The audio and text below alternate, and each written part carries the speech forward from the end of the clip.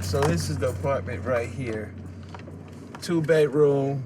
The kids couldn't ride their bikes or nothing because the cars used to come in this parking lot in and out really fast. So I always would be on the edge.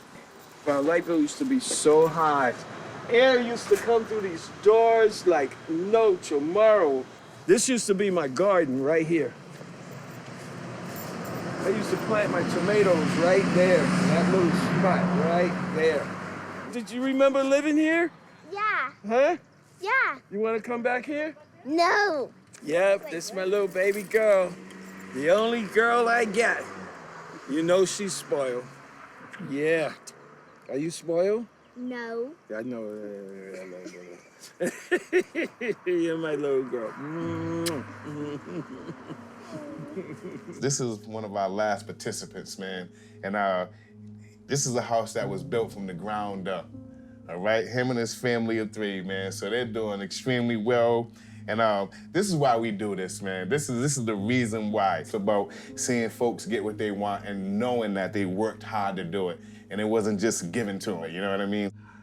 I'm Gordon Simpson, and this is my first time purchasing a house, which was the hardest thing I ever encountered. But I love this house, I love the land, and it's a lot of work, but every project is joyful to do. Oh, I'm a coach? You're gonna call me a coach? Okay. My name is Anthony Wright, and I work for ESR, and I'm the IDA Success Coach. IDA stands for Individual Development Account, and I'm the person that helps the folks stay within their budgets and make sure that they can grab their asset at the end of the program, which is either home ownership or a small business. So the IDA program it started out of a guy, a professor at the University of Washington, and he came up with the idea that low-income people could save, and if they could save, they could build assets, and the assets would go into wealth. What we do at ESR is that we make sure that we start them off with financial literacy, because we believe that's the key to being able to maintain a house or asset. The best thing that hit me about the program was they taught me how to budget.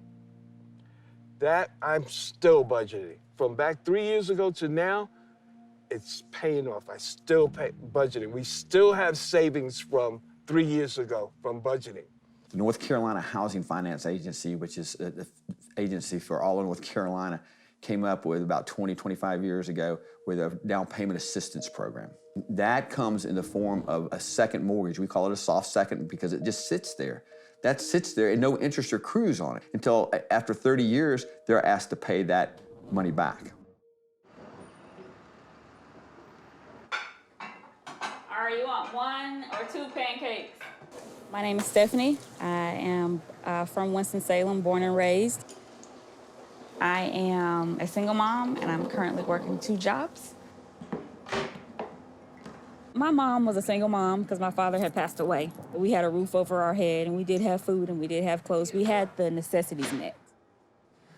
It's just with money, though, it was, it was an abundant environment to kind of sit down and talk about money and managing it. And a lot of times in the Black community, it's just not talked about. Like the parents just don't talk about, we don't talk about finances to our children. When I got into the program, I felt like I was an adult.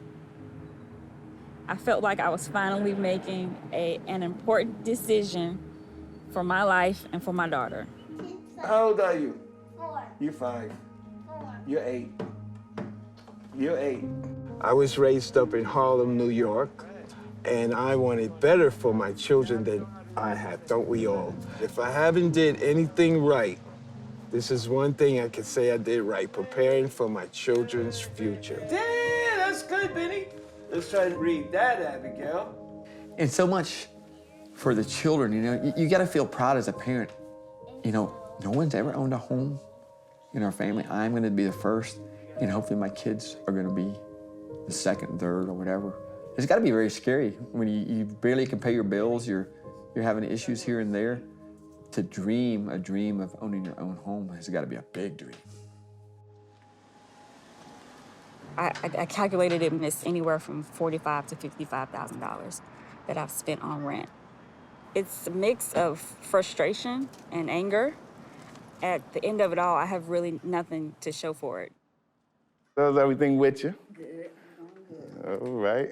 I know with the classes that you just had now, you just had the preparing for home ownership. All right. And is there anything that you didn't quite get with that class, or what was your understanding, or what did you get from that? I just really got the process of how the program works. Absolutely.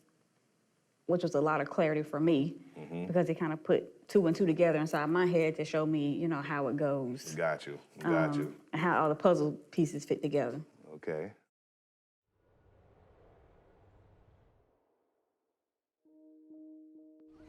Here's how the program works for an imaginary participant named Dee.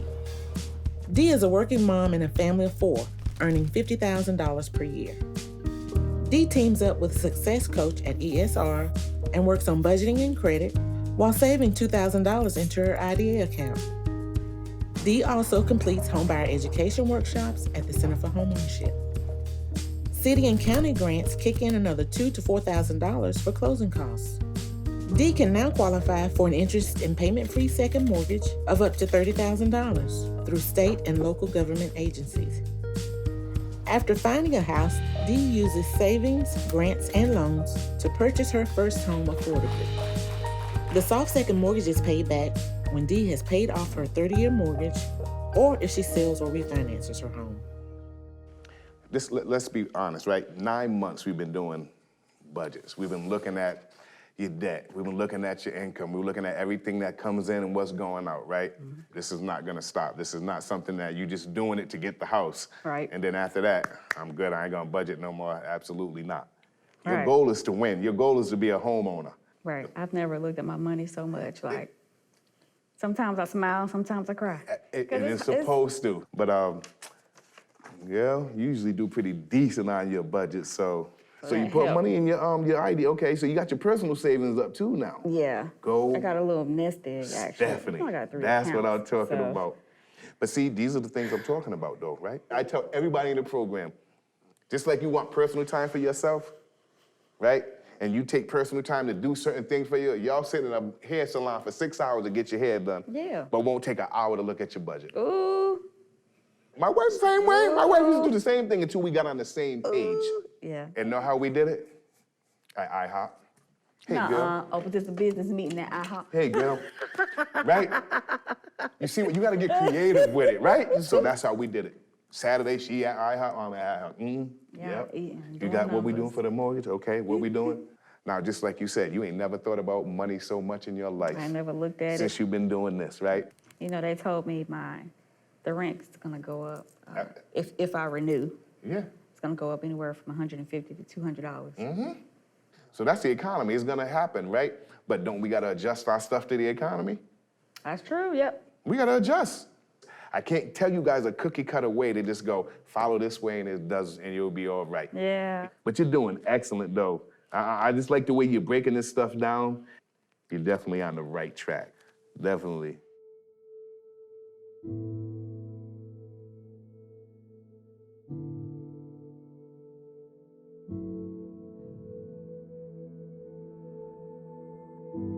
There's a long history of discrimination, and most people know that. You know, African Americans were not allowed to build in certain neighborhoods or to buy a home in certain neighborhoods. That there were certain neighborhoods they could go to, but they could not stray from those. And if they did, they could be arrested or, you know, it was a situation that white families had never had to worry about this, but black families always did. If you want to have a house, you were limited to certain neighborhoods.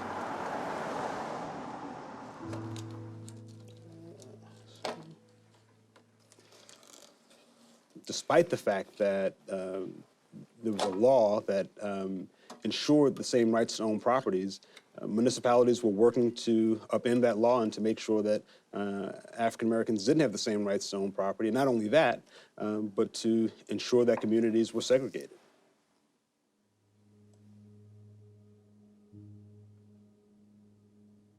Well, this is pretty stunning. I mean, this headline that talks about a public meeting that was attended by 200 people, where folks pushed to make sure that Winston-Salem remained segregated. Winston wasn't unique in this ordinance in its attempt to ensure that segregation continued. Segregation was the standard in the United States at the time, and cities all across the nation were pushing the same types of policies that would keep white people and black people living in separate neighborhoods. The Board of Aldermen at that time put in the ordinance, and then it took very courageous African Americans to come out, like George Penn and then William Darnell. They ended up having to take it all the way to North Carolina's Supreme Court, and then it was actually reversed, and he was allowed to keep his property. But it was very important to have these courageous African Americans in our community to fight these original segregation ordinances.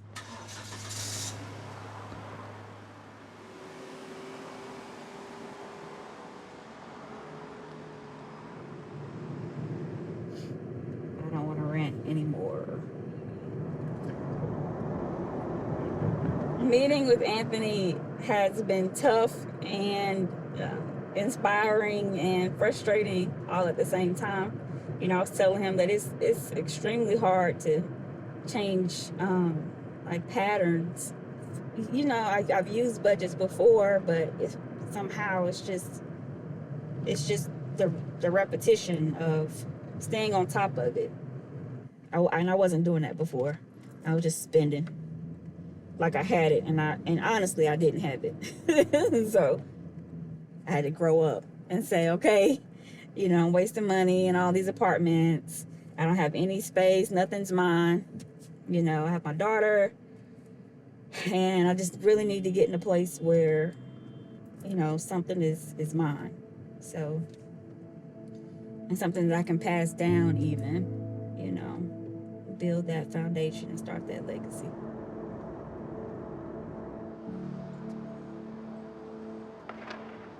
I don't know exactly how I met Craig, but I think it was going to some meetings and stuff over at Winston-Salem State. We were so intrigued by what he was doing. I mean, nobody had ever had the time or the money to sit down and try to say, is the IDA program working or not? My name is Craig Richardson. I'm an economics professor at Winston-Salem State University, and I'm the director of the Center for the Study of Economic Mobility. Hey, good to see you. Hey, good to see you too. Come on in. The Center for the Study of Economic Mobility is a center that's really aimed at trying to understand why Forsyth County, North Carolina, is one of the lowest counties in the entire country in terms of getting people up and out of poverty. I actually asked him a lot of things. What can you provide for us? Because what we need is somebody with no dog in the fight to evaluate our program. We need to know what we're doing that's working, what we're doing that's not working. Are they doing better off? How much value is their house now versus what it was? You know, I wanted everything. I met up with Dan Cornelis, who started telling me about 800 notebooks. And these notebooks chronicled stories about homeowners who'd gone through the IDA program. And Dan told me that the county had never had the resources to study this, to do the economic analysis. And so I thought right away, this could be a role for CSEM. He was very excited about that idea. And so with my colleague, Zach Blizzard, over the next 6 months, we investigated the story behind these notebooks. CSEM has always prided itself for being nonpartisan, for really letting the data lead the way to our answers. We didn't get paid by the county because we didn't want any conflict of interest. One of the questions that we wanted to ask was, how do we close this historic wealth gap between blacks and whites? How successful was this program, and what was the return on investment to the county? Nationally, white families have about 10 times more wealth than black families. And what happens over time is that household wealth is typically passed on to the next generation. If we have those big disparities, it means there's going to be gaps between blacks and whites that are going to persist across generations. And it's going to be much harder for black families to ever catch up. I pledge myself to a new deal for the American people.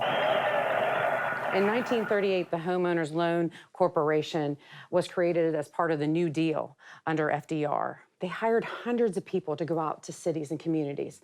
And what they were to do is to designate them to say whether we should give loans to this area or we shouldn't give loans. Are these in good shape? They had a whole list of criteria that they would go down. They were in categories by A, B, C, and D. A's were always, this is a great place to live. Big houses. B's were still a nice place to live. You know, they were the second tier, and they were typically white, and they would say that. Then you get to the C's and then the D's. Typically, this is where you would find them described that African Americans or blacks would live in these areas. This is not a great place to give people loans. So then your investment was going toward A and B land, but C and D land, people wanted to stay away from. You know, the ultimate effect of a redlining policy like this, when the government says this is a good neighborhood and this is a bad neighborhood, is that a company that is providing insurance or that is providing loans and trying to figure out what its risk level is will decide, well, in this area with this red line around it, we're not going to make loans or offer insurance because it's too risky. Ultimately, this policy ends up, through the redlining concept, making it almost impossible for African Americans to own housing at the same rate as white residents here in Winston-Salem, but also this, of course, is a national policy, so it happens all across the nation. Right. Los Angeles, Detroit, New York, Chicago, New Orleans, my own hometown, all of these cities were redlined. And when you visit most of these cities and you look at housing patterns, you see that African Americans still live in neighborhoods that were considered African American under these maps, and white residents still live in neighborhoods that were majority white per these maps. The African American community has never recovered from that. Lenders wouldn't even lend money in certain neighborhoods. So that they had all that going, and it has gotten better, but it's been a handicap that has stuck for a long, long time, and it's very hard to overcome at this point in time. One of the things that when we decided for home ownership, we wanted to be people to buy wherever they want to buy. And so it gives some choice.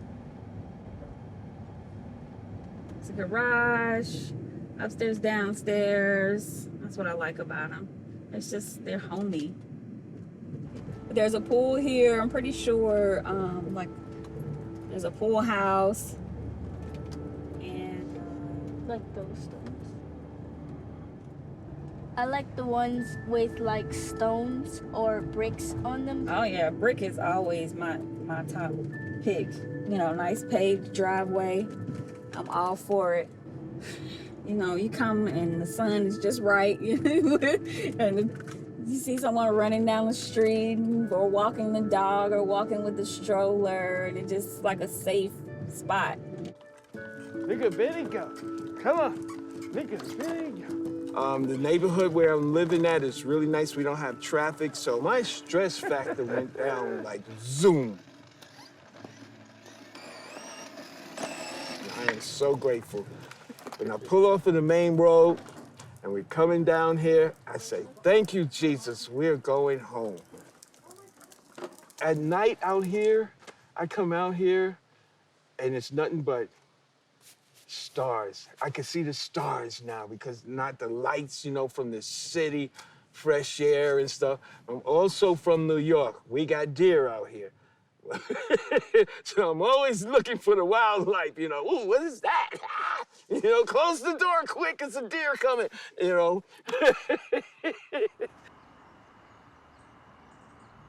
August of the hottest summer on record.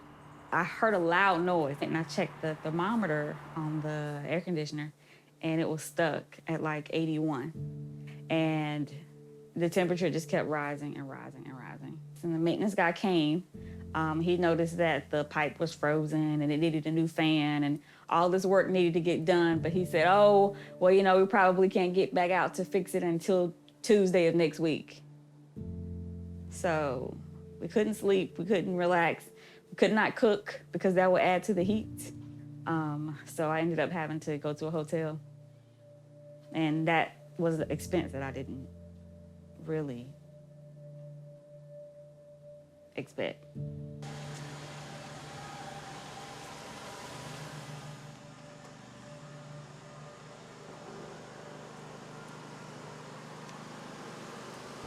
Okay, I'll let you know. I'll call you. It'll probably be another 15, 20 minutes.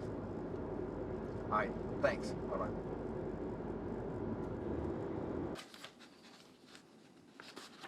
I think I'm gonna have to get on our VPN in order for it to. Let's go to the original one we had. Okay, can y'all see my screen? Hey. Okay. I'm gonna turn it over to Dan Cornelis, Bianca Green, and Aisha Carter. Good afternoon, everybody. We have retitled this The Good, the Bad, and the Ugly of Debt for Home and Business. And I'm going to be speaking about some stuff, the good debt, the bad debt, and so forth.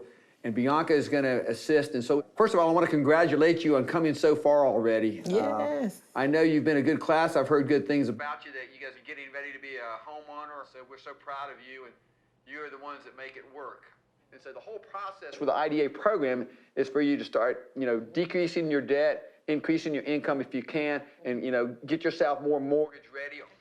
A home mortgage can be a good debt and a bad debt. And why is that, Bianca? Well, based upon the type of financing that's obtained, if it's not affordable, that wouldn't be considered a good debt. If it's predatory as far as the interest rate and the terms for that mortgage, that's not a good debt. You'll be qualified because of all the hard work you're doing. You'll pay the same amount every month except for your taxes and insurance. So it's a debt or a loan that will really serve you well. Yes. And during this period of time, while that's happening, your house will start being paid off, but also you'll see some appreciation in your house. So should we move on to bad debt, B? Yeah, let's talk about the bad. Give us some samples of bad debt, folks. Hey, I got one. Can I go ahead and throw one out there? Okay, B, go ahead. Co-signing for Uncle Joe. Oh, Uncle Joe. He gets more people in trouble than anybody, doesn't he? Yeah, co-signing for Uncle Joe might be a bad debt.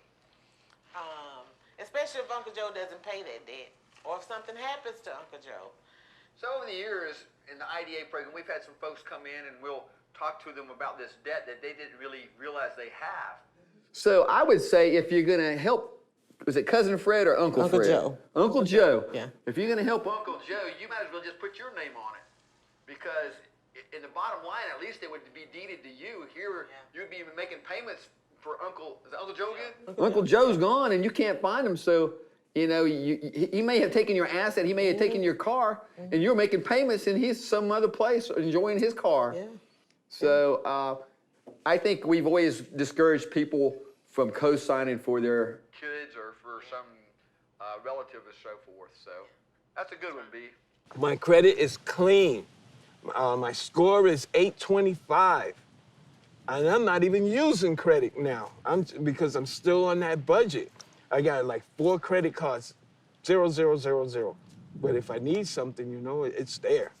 We already know that the upfront cost of the county is so small at $2,000. After that point, people are on their way. They have had a year to learn how to budget. They've had a year to learn how to save, and they become independent tax-paying individuals who are now acquiring equity on their own. They are moving independently through life, and they're not looking back. America as we know it, I think, is really a product of the GI Bill. It's this period after World War II where we see tens of millions of dollars of loans that make home ownership reality for veterans returning from war. But there were a number of tactics, actually, that made it almost impossible for Black veterans to use the GI Bill. The GI Bill was structured so that the Veteran Administration was supporting the loans, but not actually making the loans. Banks were making the loan. And so it still meant that an African-American veteran had to go to usually a white-owned bank and get a loan. And generally, they were turned down. So you have this incredible opportunity, but unfortunately, because of segregation and because of mostly local policies, African-American veterans aren't able to take advantage and aren't able to buy into home ownership in the same way that white veterans are. So after the 1930s and FDR's New Deal programming, we started moving into the 40s, into the 50s. The federal government created what we all know now today as urban renewal programming. Here in Winston-Salem, we agreed to take part of it early on, but we really never got funds, until the later 50s. there was a need to start cleaning up some of these areas because there was no investment in them. So the programming that would come in is kind of this raised earth theory. Let's just get rid of it. And so they would clear lands and clear homes, and they would clear the places that people called home for decades. So that commercial business center that we would see down by Reynolds factories and things like that, that were just for the African-American communities, by the 1960s and 70s was being cleared. The planning board certified this ugly block as a renewal area to start from the ground up. It became known as the Church Street Project.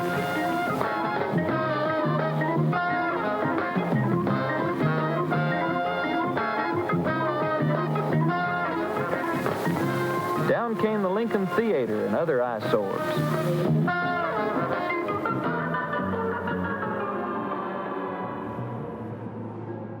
They took away homes, and what they put back was less residential homes, and a lot of them were apartment buildings. So then they lost the opportunity to own a piece of America. Another part of the urban renewal projects that people don't really realize was the transportation part and creating highways. When I have a conversation with anyone about race in Winston-Salem, it doesn't matter if they're white or if they're African American, people will always bring up Highway 52.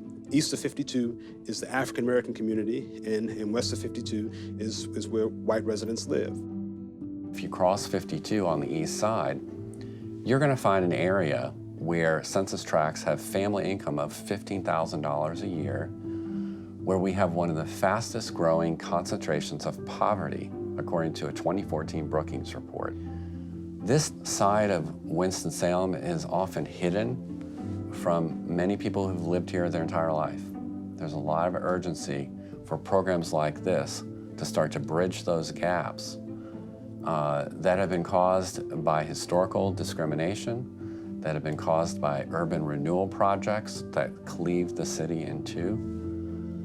This is one way to create a bridge to financial prosperity that has not been in place until this program.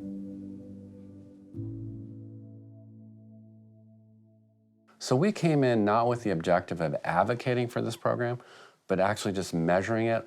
We wanted to find out what was the return on investment as economists, and we found out the returns are huge and significant.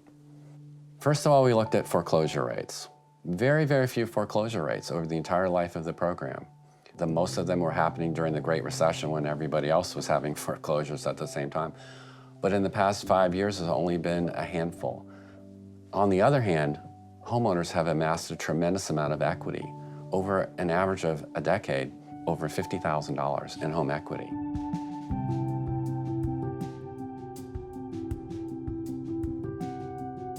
For the county, they have, over the last 10 years, have earned over $5 million in property taxes. And people report tremendous personal gains in how they think about their lives. It's not all about just owning the home. It's about people going on a different track in life. Get it ready here.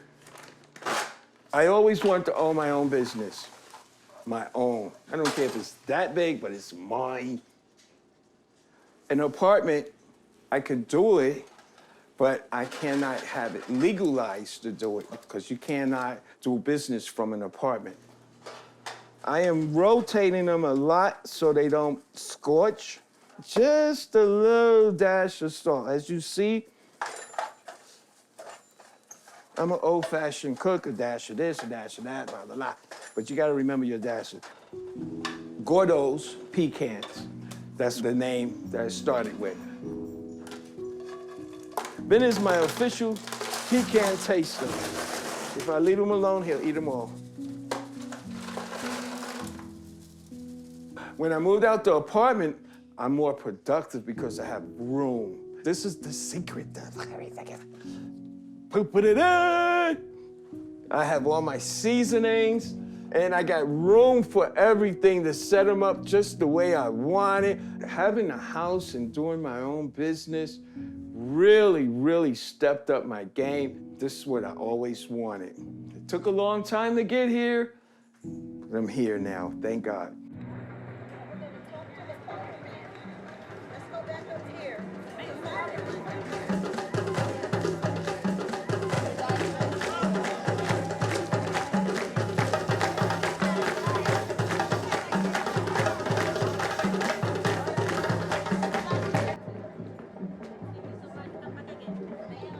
I think that we live in a world now where you have opportunities to make decisions to better your life.